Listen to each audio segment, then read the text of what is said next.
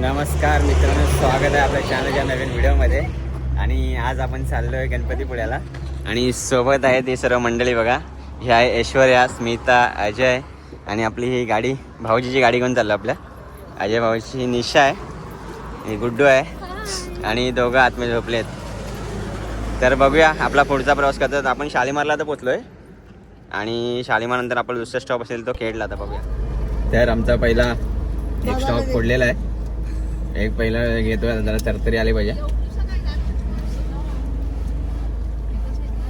प्रवास खूप मोठा आहे.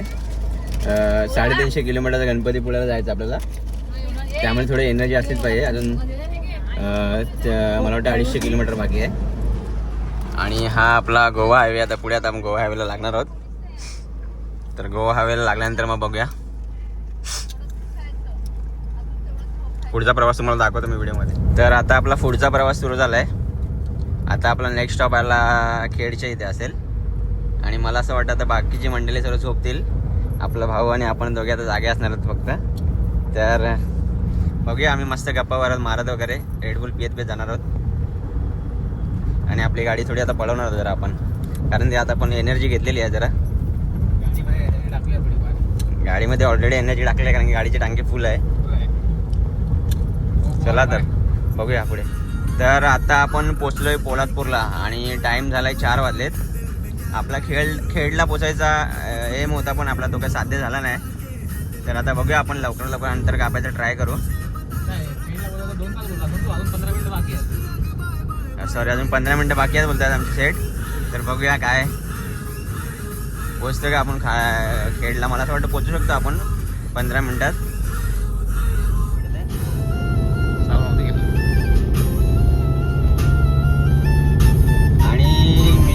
आता आम्ही कशेडीच्या घाटात पोहोचलोय.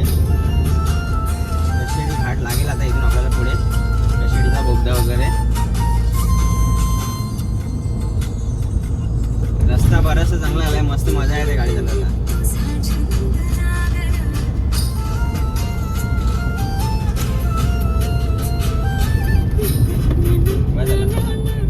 हा, आणि आता आपण मित्रांनो कशेडीच्या बोगद्यामध्ये पोहोचलोय. आता कशेडीचा बोगदा आता समोर आहे.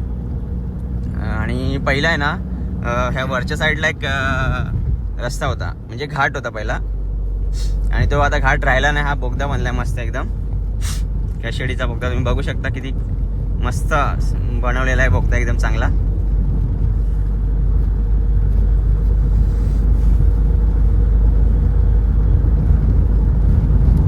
म्हणजे सरकारने आता बरीचसे कामं इकडे चांगली केली आहेत. रोड पण एकदम चांगला झालेला आहे.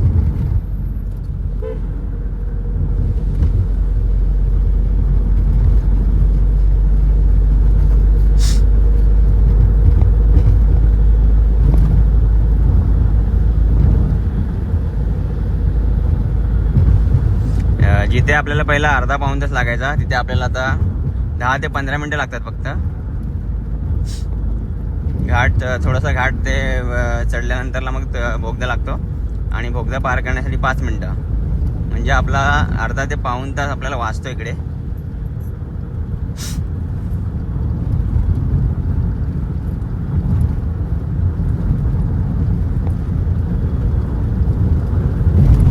आणि बोगद्यामधला रस्ता पण एकदम खतरनाक बनवला आहे. काय मग, रस्ता चांगला आहे की नाही आपला? हा,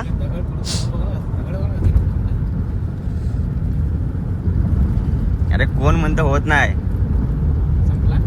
हा, आता बोगदा संपलेला आहे.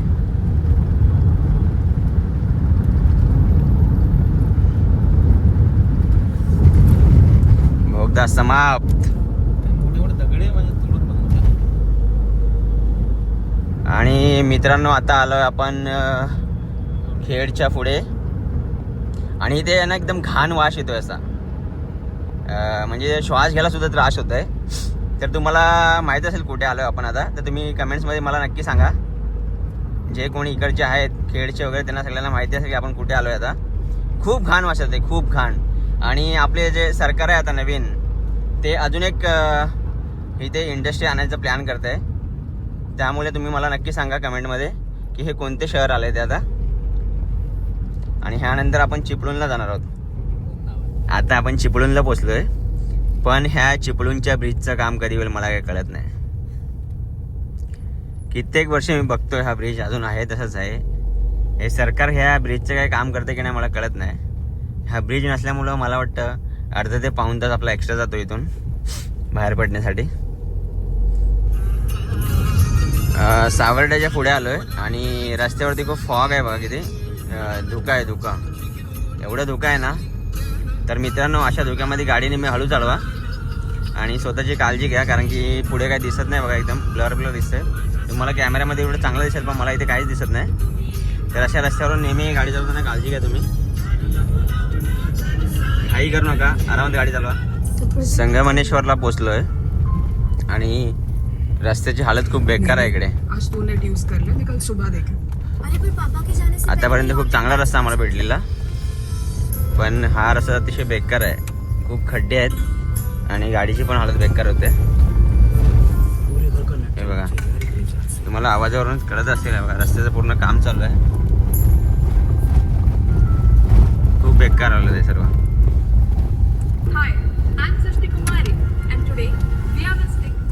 मित्रांनो, गणपती पुळेच्या रस्त्याला आपण लागलो आता आणि बाहेर फॉग बघा किती आहे. रस्ता दिसेन असा होतोय मला. फॉग गेला.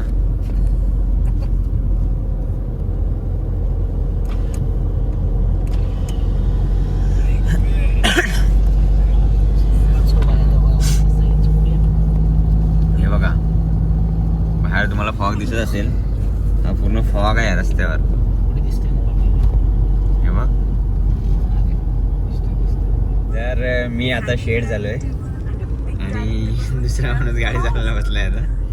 तर इथे बसण्याची फिलिंग पण एक वेगळीच आहे, कारण की इथे बसून आहे ना आपल्याला सगळं आजूबाजूचा परिसर एकदम न्हायला एकदम येतो. आणि इकडे सर्व मंडळी आहेत. आता त्यांची सकाळ झाले. हे निशा आहे, वजुताई आहे आणि मागे दोघी आपल्या पोरी आहेत. तर हा आहे गणपतीपुळ्याचा रस्ता. गणपतीपुळे आणि अंजूच्या गावाला चाललोय आम्ही. भाऊजी आपल्या आता गाडी चालवत आहेत. भाऊजी स्पीड वगैरे आहे पुढे. आणि काय बडबड करतेस का? हवा काय लागते.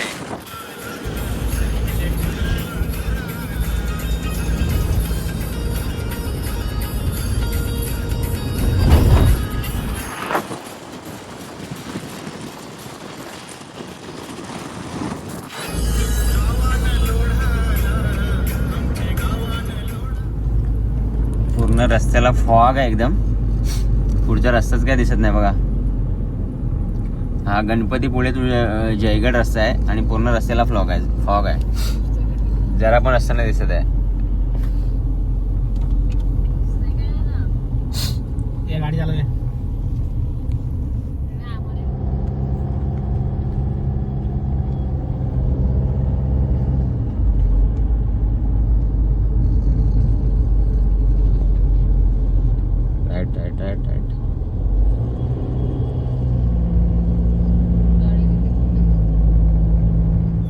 तर फायनली आपण पोचलो आता चाफेरी रिंगेवाडीला. आणि इथे आपली सर्व मंडळी आहे, गाडी इथे लावलेली आहे. तर बघूया आजचा दिवस आपला कसा होतो तो तुम्हाला दाखवतो मी सर्व. तर फायनली आपण अंजूच्या घरी पोचलो आहे आता. आणि हे आहे मित्रांनो अंजूचं घर, म्हणजे उमेश भाऊजींचं घर आहे. तुम्हाला मी घर दाखवतो पुढे.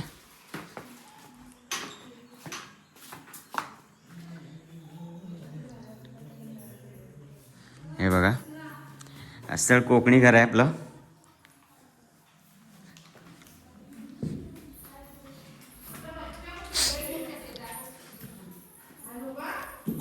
आमच्याकडे मोस्टली कोकणात अशीच घर असतात. हा किचन आहे आणि हा आमचा परसव आहे. आणि इकडे बघा मस्त झाडं बिडं आहेत परसवात. भारी वाटतं एकदम. आणि चूल जळल्यासारखं वास येतं मला कुठेतरी चूल. आणि इकडे चूल जळलेले आहे. चूल दाखवतो तुम्हाला. हे बघा. तर सकाळी आपण 7:30ला पोचलोय आणि थोडं झोपलेलो 1-1.5 तास. आणि आता आम्ही चाललो थोडा इथे खंडाला ना. आणि भाऊजी ट्रेनने आले तर ते 8:30ला पोहोचले मला वाटतं. तर आमची गाडी थोडी फास्ट होती आणि भाऊ आपला गाडी चालवत होता, त्यामुळे काय विषय नाही.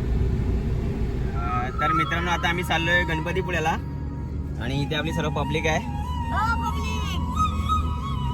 सर्व मागे ताई वगैरे आहेत, सर्व भाऊजी आहेत, अंजू, निशा, ऐश्वर्या, स्मिता, अजुताई, भाऊजी वगैरे सर्व आहेत. तर बघूया गणपतीपुळे कसं. आपण फर्स्ट टाइम चाललोय.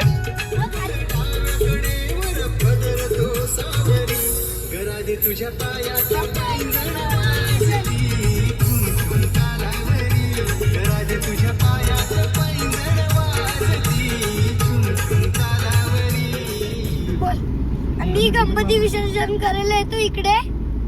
आता इथून समुद्र किनारा चालू झालाय आपला.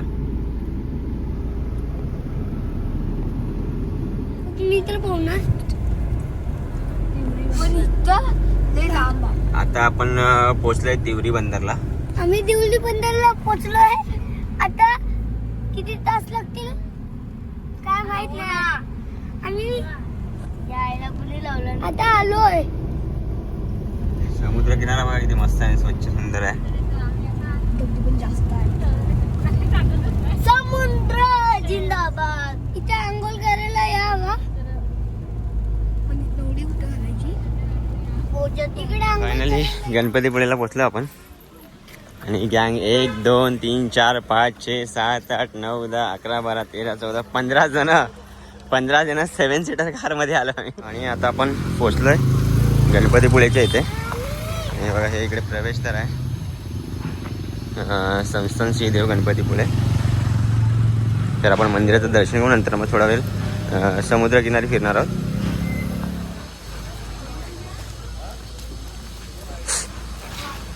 हे एंट्रन्स आहे.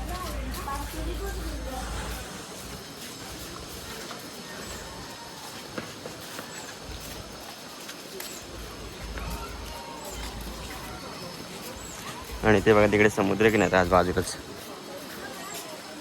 तर आपण पहिलं दर्शन घेऊया, नंतर मग समुद्र किनारी थोडा राऊंड मारला जाऊया. तर मित्रांनो, हे आहे गणपतीपुळ्याचं मंदिर आणि आमचं दर्शन एकदम मस्त झालं आहे आता. आणि जसं आपल्याला फोटोमध्ये दिसतो तसं सेम मंदिर आहे. अगदी समुद्राच्या किनाऱ्यावरतीच आहे बघा. आणि हे आपले कार्टन.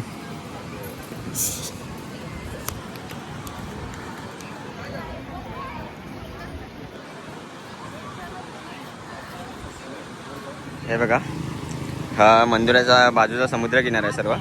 आणि पाणी पण मस्त एकदम ब्ल्यू आहे. आणि इथे ॲक्टिव्हिटीज पण होतात सर्व. आणि तिकडे त्या बाजूला मंदिर आहे मागे. मित्रांनो, आपलं गणपतीपुळ्याचं दर्शन झालं मस्त. आणि आता आम्ही घरी जाणार आहे. आज आपला एवढाच प्लॅन होता. आणि आता उद्या आपण आरेवारी बीचला वगैरे जाणार. तर उद्या पुढच्या व्हिडिओमध्ये बघूया आपण. गणपतीपुळेला मंदिरात जाऊन आल्यानंतर आता आपण जय गणेशला आलो आहे.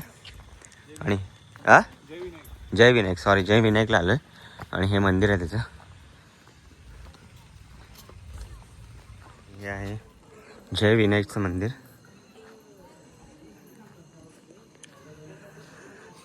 हा त्यांचा गेट आहे. फर्स्ट टाइम आपण नमन बघायला चाललो आता. तर बघूया काय भाऊजी, गणपतीपुळे ना, गणपतीपुळेचं नमन कसं असतं ते.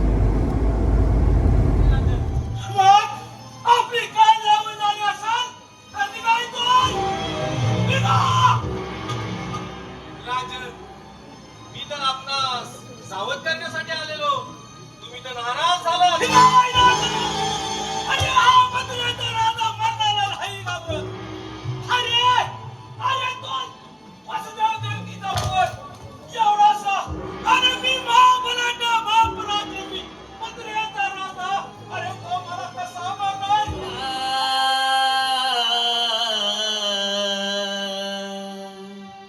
आयुष्य सरता येईल पत्र, जाशील रे उघडा.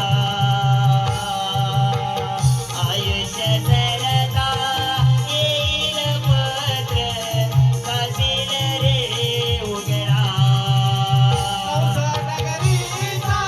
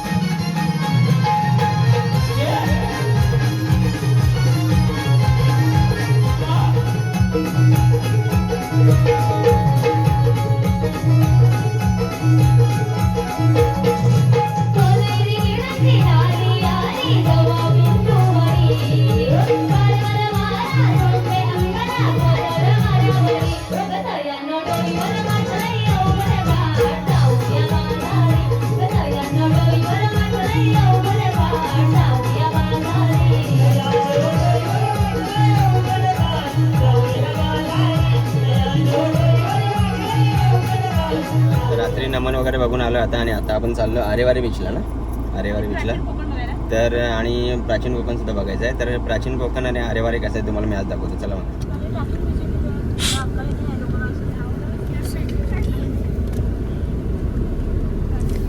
Let's go.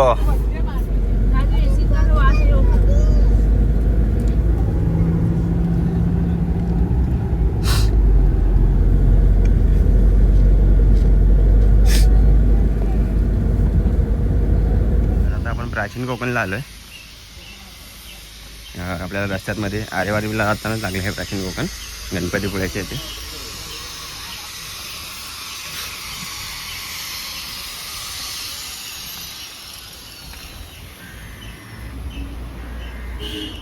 तर आपली आता राईड सुरू झाली प्राचीन कोकणामध्ये. हे आपल्या गाईड आहेत.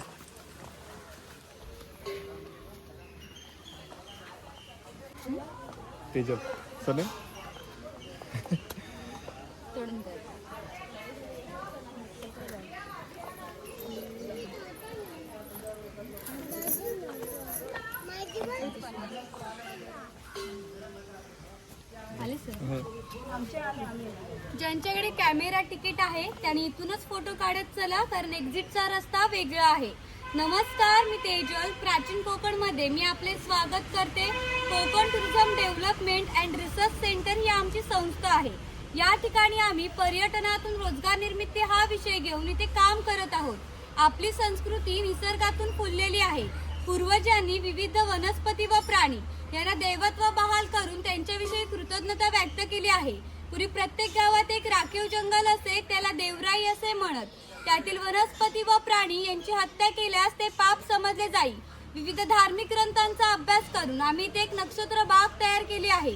प्रत्येकाचा जन्म नक्षत्रानुसार एक वृक्ष आराध्य वृक्ष मानला जातो. त्याची पूजा अर्चा केल्यास त्या व्यक्तीला धनसौख्य आरोग्य प्राप्त होते. बाहेर आम्ही बोर्ड लावला, एक्झिट करताना तुम्ही पाहू शकता.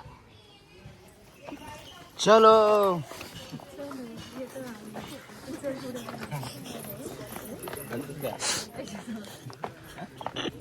हा पिंपळ पार आहे. आपण कोकणी माणसं वड पिंपळ यांना पवित्र मानतो. तसेच त्यांना दीर्घायुष्याची प्रतीके मानलेली आहेत.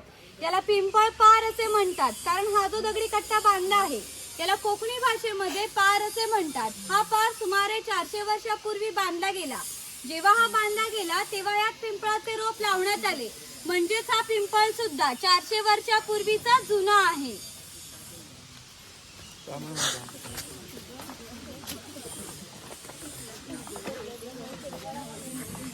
काळाची गुहा. हा शिलालेख आहे. या शिलालेखावर लिहिलेली कविता कवी माधव यांनी 100 वर्षापूर्वी लिहिली. चिपळूण येथे झालेल्या पहिल्या कोकण मराठी साहित्य संमेलनामध्ये या कवितेला कोकणाची प्रातिनिधिक कविता म्हणून स्वीकारण्यात आली. या कवितेत कवींनी कोकणच्या निसर्ग सौंदर्याचे सुंदर वर्णन केले आहे. या कवितेत नंदनवन हा शब्द आला आहे. नंदनवन या शब्दाचा अर्थ स्वर्गातील इंद्राची बाग. ती जितकी सुंदर आहे तितकेच आपले कोकणही सुंदर आहे. ही गुहा आहे. गुहा हे काळाचे प्रतीक आहे. गुहेच्या अलीकडे आहे वर्तमान काळ, तर पलीकडे आहे 500 वर्षापूर्वीचा भूतकाळ. इथून पुढे आपण पाहणार आहोत 500 वर्षापूर्वी कोकणी माणसं कशी राहत होती, त्यांची समाज रचना, ग्राम रचना, खाद्य संस्कृती, परंपरा कशा होत्या.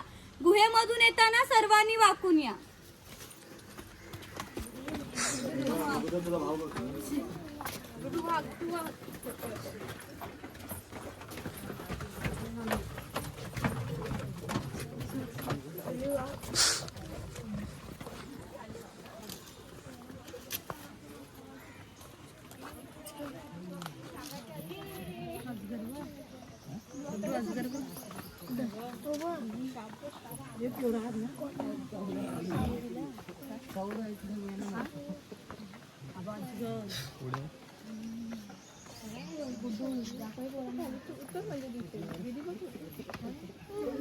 हे कोकमचे झाड आहे. याला जी फळे येतात त्यापासून कोकम सरबत किंवा कोकम आगळ तयार केले जाते. तसेच त्यांच्या बियापासून तेल काढले जाते.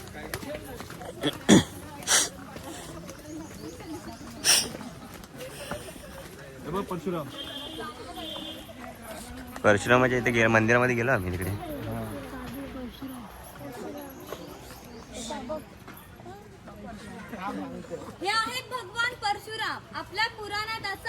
केलेला आहे की हजारो वर्षापूर्वी भगवान परशुराम होऊन गेले.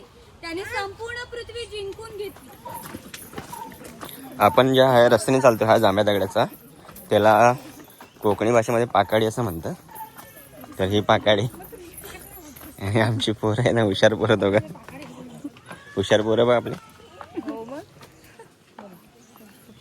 हा वनवासी आहे. कोकणातील दुर्गम पर्वतामध्ये हे वनवासी लोक राहतात. त्यामध्ये भिल्ल व कातकरी या जातींचा समावेश आलेला आहे. त्यातील हा कातकरी समाज दाखवलेला आहे.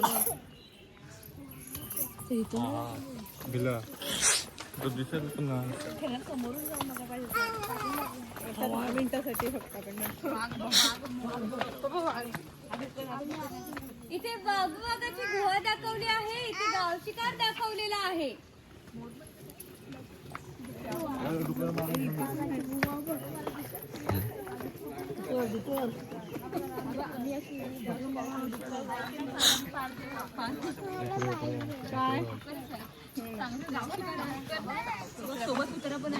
हे चिरफळाचे झाड आहे. चिरफळाची फळे जंतुनाशक असतात, म्हणून त्यांचा उपयोग शेतकरी धान्य साठवण्यासाठी तसेच मसाल्यांसारख्या पदार्थामध्ये देखील त्याचा उपयोग केला जातो.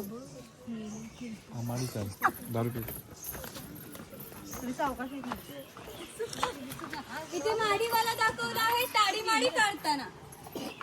हे ताडीमाळीवाले आहेत आणि अशा प्रकारे खूप वेगवेगळी झाडे आपल्याला इथे पाहायला मिळतात.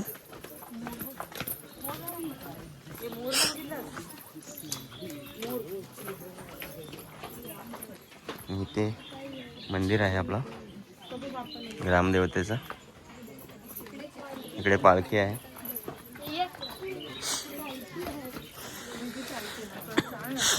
पालखी बघ.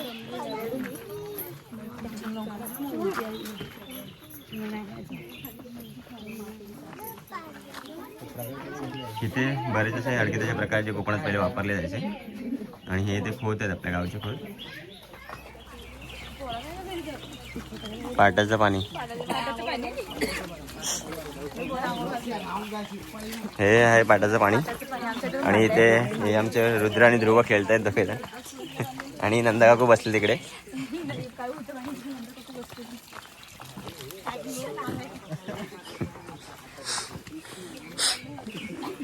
इकडे मला असं वाटतं वाडा आहे.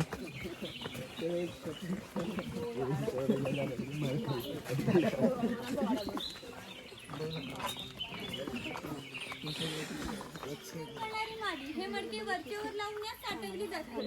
काळाच्या ओघात 12 बलुतेदारांचा व्यवसाय नष्ट झाला, परंतु माडी काढायचा व्यवसाय अजूनही चालू आहे.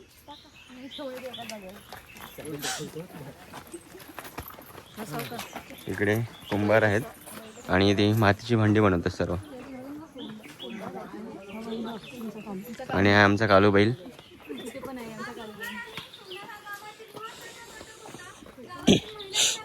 इकडे सोनाराचं प्रत्यक्षिक दाखवलेलं आहे. हे बघा. त्याच्या अप्रतिम कलाकुसरीमुळे त्यांच्या दागिन्यांना जगभर मागणी होती.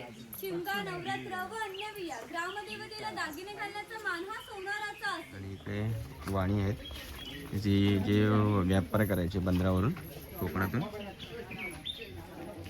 सावंतवाडीचा सुतार आहे. सावंतवाडीतील लोकांचे लाकडावरचे कोरीव काम जगप्रसिद्ध आहे. त्याच्या काही हस्तकौशल्याच्या वस्तू तुम्हाला आमच्या हस्तकला समन्वय केंद्रात पाहायला मिळतील. हा आहे गारुडी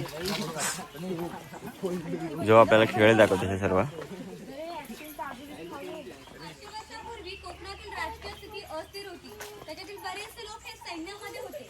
त्यांना लागणाऱ्या लोखंडी ढाली व तलवारी बनवून देण्याचे काम हे लोहाराचे असे. आणखीन एक वैशिष्ट्य म्हणजे कोकणातील कोत व मराठा यांच्याकडे काहीशे वर्षापूर्वीच्या जुन्या तलवारी आहेत. त्यांना अजूनही गंज लागलेला नाही. दर दसऱ्याला त्याची पूजा केली जाते. इथे लोहार आहेत जे आपल्याला लागणारी हत्यारे अवजारे असतात हे बनवतात. व्यवसाय निवडीचे स्वातंत्र्य नव्हते. प्रत्येकाला आपल्या जातीचाच व्यवसाय करावा लागत असे. बांबूंपासून वस्तू बनवून देण्याचे काम हा बुरुड करत असे. ही कणगी ती तयार करून त्यात धान्य ठेवून ती बाहेरून शेणा मातीने लिंबून घेण्याचे काम हे शेतकऱ्याचे असे. अशी श्रम विभागणी केलेली होती. ही सूप आहे, ती फुलाची परडी आहे, ही रोवळी आहे. हिचा वापर धान्य धुण्यासाठी किंवा धार्मिक कार्यात केला जातो. जेव्हा आपल्याकडे शुभ कार्य असते तेव्हा आपल्या घरातील कुमारिका, सौभाग्यवती स्त्रिया या रोवळीमध्ये पेटा दिवा ठेवून हातात घेऊन उभ्या असतात. शुभ कार्य पार पडण्यापूर्वी हा जर दिवा विझला तर ते कार्य अशुभ मानले जाते. अजूनही आमच्या चाकरमानांचे जर मुंबईला लग्न असेल तर ही रोवळी गावावरून मुंबईला पाठवली जाते, कारण मुंबईला सर्व गोष्टी मिळतात परंतु ही रोवळी मिळत नाही.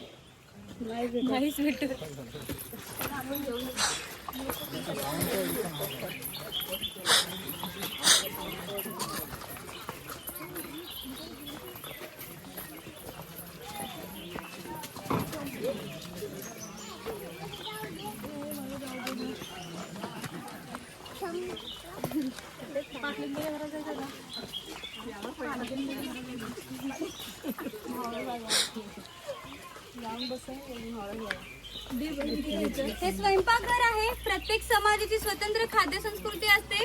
कोणत्याही दोन समाजाची खाद्य संस्कृती समान नसते. म्हणजेच कोकणी माणसांची चविष्ट खाद्य संस्कृती आहे. आम्ही कोकणी माणसं आमच्या जेवढ्यात भात व मासे मोठ्या प्रमाणात खात असू. तुम्ही कोकणात येऊन माशाची आमटी, उकडीचे मोदक व भाजणीचे वडे न खाणे म्हणजे कोकण न अनुभवल्यासारखे आहे. पूर्वी घरामध्ये दगड मातीच्या वस्तू असत. ते जातनीसारखं दिसतं, त्याला घिरट असे म्हणतात. जातनीमध्ये धान्य धुवून निघते तर गिरट्यामध्ये भात घालून अख्खा तांदूळ बाहेर निघतो व कोंडा बाजूला होतो. हे मोदक पात्र आहे म्हणजेच पूर्वीचं कोकणी कुकर. यामध्ये पाणी ठेवले जाते. या चाळणीवरती केळीचे पान ठेवून त्यावर मोदक ठेवले जातात व हे झाकण लावून मोदक पात्र चुलीवर ठेवले जाते. त्यामुळे आतील मोदक शिजून निघतात. हे पुरण यंत्र आहे. यामध्ये शिजलेली डाळ घातली जाते. हे दोन्ही रॉड उलट सुलट फिरवले जातात, त्यामुळे आतील डाळ वाटून निघते. तिच्या गोड पुरणपोळ्या बनविल्या जातात.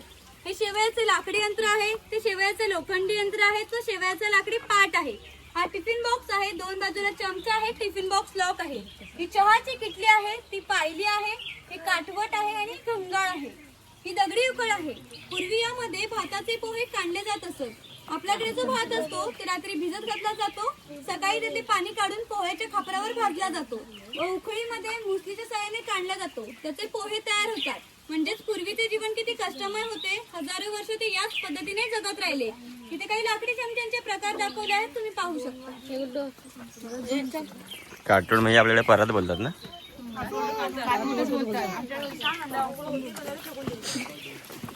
परत पण बोलतात ना आपल्याकडे.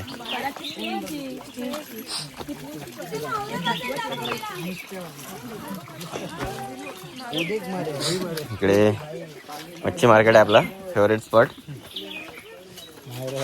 म्हावरा बाजार. आमच्याकडे म्हावराच बोलतात कोकणात.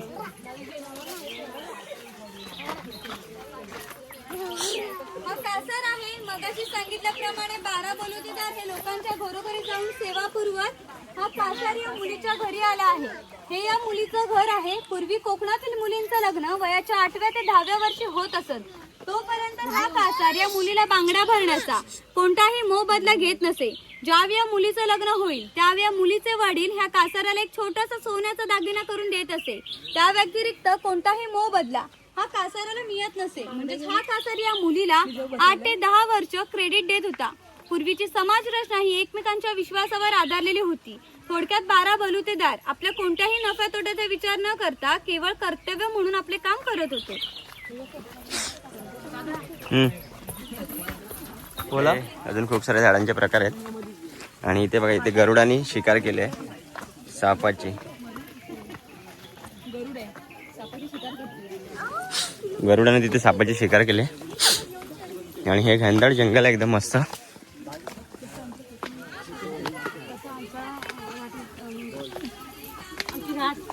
हा, आपल्या राहतेसारखंच आहे. टेटाच्या खाली काय उजड नाही आहे.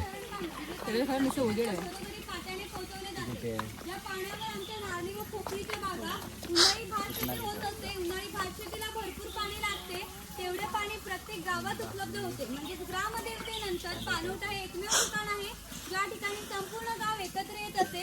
गावातील मुले मासेमारी व आंघोळीसाठी येत असत. स्त्रिया पाणी भरण्यासाठी व कपडे धुण्यासाठी येत असत. तसेच गुराख्यांसारखे व्यावसायिक गुरांना पाणी पाजण्यासाठी या ठिकाणी येत असत. म्हणजेच ग्रामीण जीवनाचा मध्यवर्ती केंद्र हा आमचा पाणवठा होय. वरती खवले मांजर दाखवले आहे किड्या मुक्या खाणार.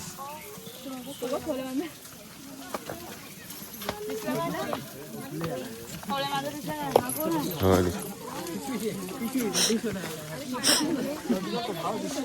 पूर्वी घडला.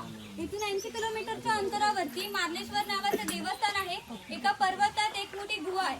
गुहेमध्ये शंकराचे पिंड आहे. आणखीन एक वैशिष्ट्य म्हणजे गुहेमध्ये जिवंत साप आहे. पूर्वी मार्लेश्वर देव हे एका गावात राहत होते. तेथील लोक वाईट मार्गाने वागू लागले. त्यामुळे शंकरांचे पावित्र्य कमी होऊ लागले. हे शंकरांना मान्य होणे शक्य नव्हते.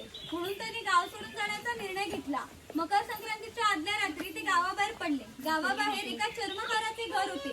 चर्मकार हा गरीब होता, परंतु श्रद्धाळू आणि नीतिवान होता. शंकरांनी कुठल्याही जातीपातीचा विचार न करता ह्या चर्मकारास मशाल दाखवण्यास विनंती केली व चर्मकाराने सुद्धा अतिथी देवभाव समजून मशाल दाखवण्यास सुरुवात केली. आज ज्या ठिकाणी मार्लेश्वर नावाचे देवस्थान आहे त्या ठिकाणी जाऊन शंकराने आपले खरे रूप प्रकट केले व या चर्मकाराला दर्शन दिले आणि या चर्मकाराला सांगितले इथून पुढे मी याच ठिकाणी राहणार. या गोष्टीला जवळजवळ 500 वर्षे होऊन गेली. परंतु दरवर्षी मकर संक्रांतीच्या आदल्या रात्री शंकरांची मूळ गावातील पालखी निघते. तिला मशाल दाखवण्याचे काम आजचा चर्मकाराचा वंशज करतो. म्हणजेच मार्लेश्वर असे देवस्थान आहे जिथे कुठलाही जातीभेद केला जात नाही. तुम्ही श्रद्धाळू असाल तर तो तुम्हाला नक्की पावेल.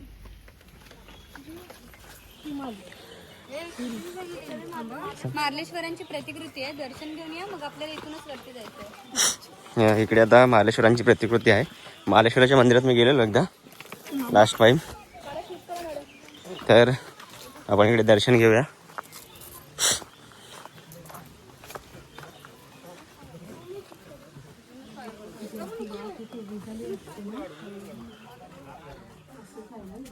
असं सेम मंदिर आहे तिकडे मार्लेश्वरला.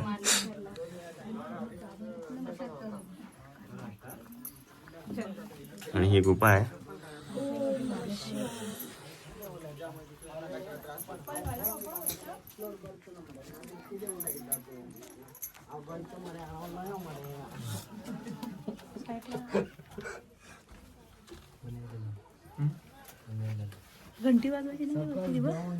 मार्लेश्वराचं दर्शन झालं आता आणि आता आपण वर चाललोय. आणि बघा किती छान बनवलं, एकदम प्राचीन कोकण. तुम्ही आला तर नक्की भेट द्या. हो, तुम्ही गणपतीपुळे साईडला गेला तर नक्की भेट द्या इकडे.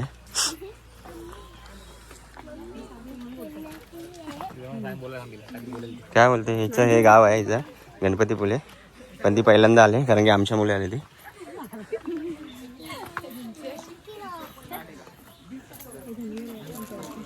हा धनगर समाज आहे. धनगर या मराठी शब्दाचा अर्थ ज्याच्याकडे भरपूर धनसंपत्ती आहे. पूर्वी हा धनगर समाज इतक्या दुर्गम ठिकाणी राहत होता की तिथून त्यांचा पहिला बस स्टॉप देखील 10 ते 12 किलोमीटर अंतरावर असतो. जेव्हा हे गावात जात असते तेव्हा यांच्या पायात चामड्याची वाणं, हातात घुंगराची काठी व खांद्यावरची फाटकी घोंगड या वेशभूषा जात असे. असे असले तरी प्रत्येक धनगराकडे 100 ते 125 गायी, 5 ते 25 म्हशीचा मालक हा होता.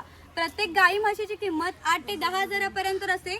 यांची संपूर्ण विक्री करायची म्हटल्यास त्याची किंमत काही लाखांवरती जात असे. इतक्या धनसंपत्तीचा मालक हा धनगर होता. कोकणातील माणसांची राहणीमान साधी असल्यामुळे त्यांची राहणीमान सुद्धा साधीच होती.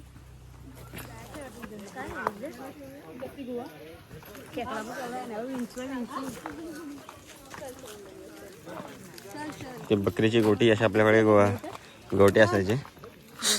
ही बकरीची गोठी आहे. जंगली श्वापदापासून संरक्षण होण्यासाठी ती अशी उंचावर बांधली आहे.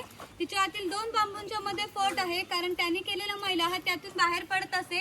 छपराची रचना जरी ओबडधोबड असली तरी कितीही पाऊस आला तरी पावसाचे पाणी आत जाऊ शकत नाही. हे खैराचे झाड आहे. त्याच्या आतील लाल रंगाच्या खोडापासून काच तयार केला जातो. हे बघा, हे खैराचं झाड आहे.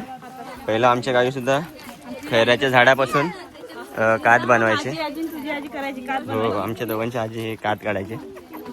ही काचपट्टी आहे. खैराचे झाड तोडले जाते. त्याच्या आतील भागांचे छोटे छोटे तुकडे केले जातात. ते तुकडे पहिल्या 4 मडक्यांमध्ये पाण्यासोबत उकळवले जातात.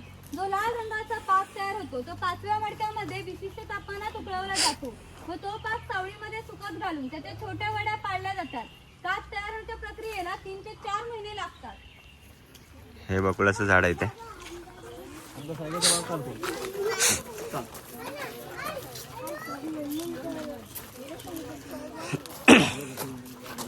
हे मचाण आहे. पूर्वी अशा प्रकारची मचाणे प्रमुख बंदरे खिंडीच्या ठिकाणी फार मोठ्या भूप्रदेशावर लक्ष ठेवण्यासाठी उभारल्या जात असते. त्यावर जाताना एका वेळी 3 व्यक्ती चप्पल काढून जायचं तिकडे दशावतार आहे, कोणाला मुकुट घालून फोटो काढायचे असेल तर काढू शकता. तिकडे आहे विक्री केंद्र, काय खरेदी करणार असेल तर करू शकता. लास्ट पॉइंट आहे शंख प्रदर्शन, तिकीट चेक केलं जाईल. फोटो व्हिडिओ काढायला अलाउड नाहीये, गाईड वेगळे असतील. त्यानंतर तिथूनच एक्झिट आहे. नमस्कार, इथे माझे गाईड संपले.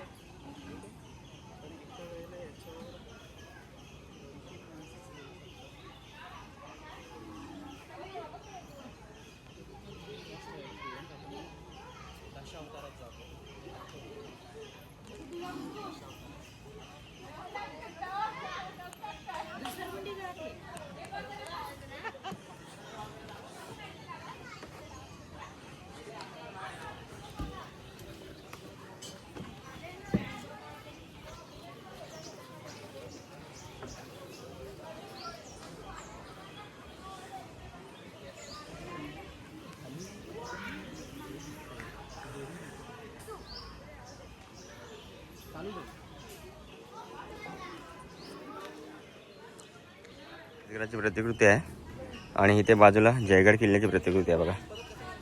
आणि निसर्ग किती घनदाट आहे बघा, एकदम आजूबाजूला जंगल आहे सर्व. इथे आपण खरेदी करू शकतो आणि इथे नाश्ता वगैरे करण्यासाठी हॉटेलसुद्धा आहे. प्रकारे आमचं पूर्ण प्राचीन कोकण बघून झालं आहे आणि प्राचीन कोकण अतिशय छान आहे. तर तुम्ही नक्की गणपतीपुळ्याला कधी आलात तर प्राचीन कोकण बघून जावा. हे माझ्या मागे सर्व जंगल असेल ते प्राचीन कोकणचंच आहे सर्व. प्राचीन कोकण बघून झालं आहे आता आमचं आणि आता आम्ही चाललो आहे आरेवारे बीचला. तर बघूया, प्राचीन कोकण तर छान होतं एकदम. ती ताई होती तिने आपल्याला संपूर्ण माहितीसुद्धा चांगली दिली आणि पूर्ण मला असं वाटतं 1 तास लागतो पूर्ण फिरायला इकडे. आणि 1 तासामध्ये एवढा आपण फिरतो ना, पूर्ण जंगलच आहे, म्हणजे झाडी आहे पूर्ण घनदाट, छान एकदम थंडगार आहे आतमध्ये, मस्त वाटतं.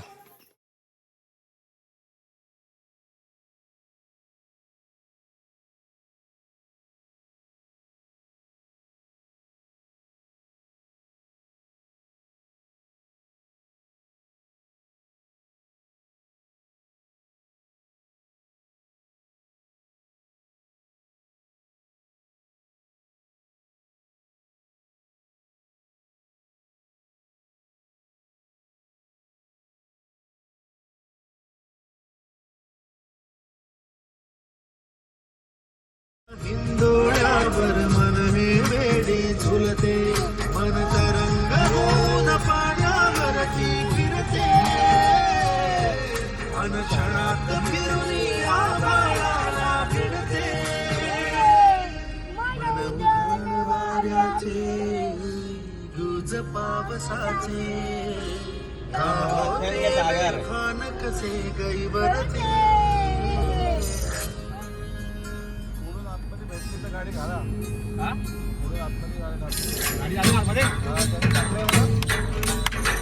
हाच बीच आहे काय?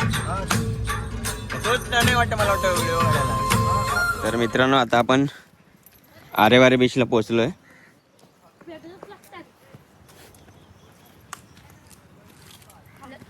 तुम्हाला दाखवतो मी आरेवारे बीच.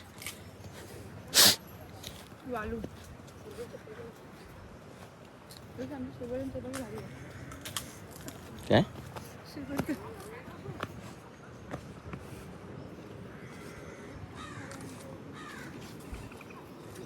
आंघोळ करू. हा, आरेवारे बीच बघा. तुम्ही तिकडे आंघोळ करायची. आणि हा आहे आरेवारे बीच.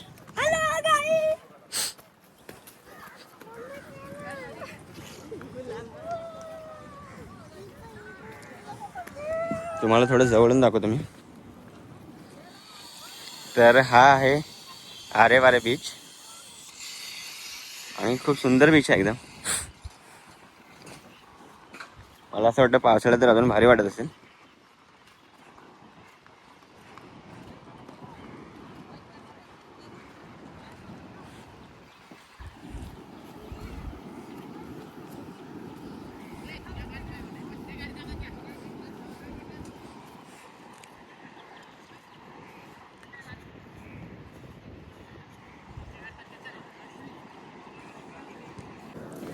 ही आहे नॅचरल एंग्रेविंग.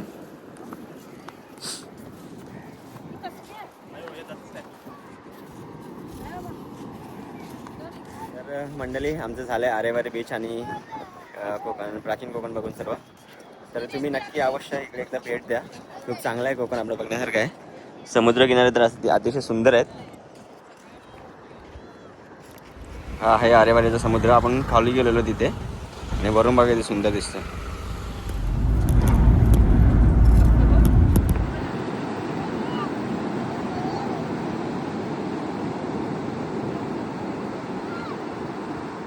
तर मित्रांनो आम्ही आहे ना गणपतीपुळेला आलो होतो आणि गणपतीपुळेला आम्ही 2 दिवस होतो. मस्त 2 दिवस गेलो. पहिल्या दिवशी गणपतीपुळे गेलो, सेकंड डेला आरेवारे बीच आणि कोकणाचं काहीतरी हे असे आम्ही 2-3 स्पॉट फिरलो आहे. आणि आम्ही या संध्याकाळी आता एका बीचला आलो आहे. तर बघा किती सुंदर बीच आहे, एकदम मस्त. आणि माझे मित्र सर्व क्रिकेट खेळत आहेत. सूर्य अस्ताला चालला आहे आता. आणि बोलतात ना खरंच आपलं कोकण किती सुंदर आहे. हे असं सुंदर आहे बघा.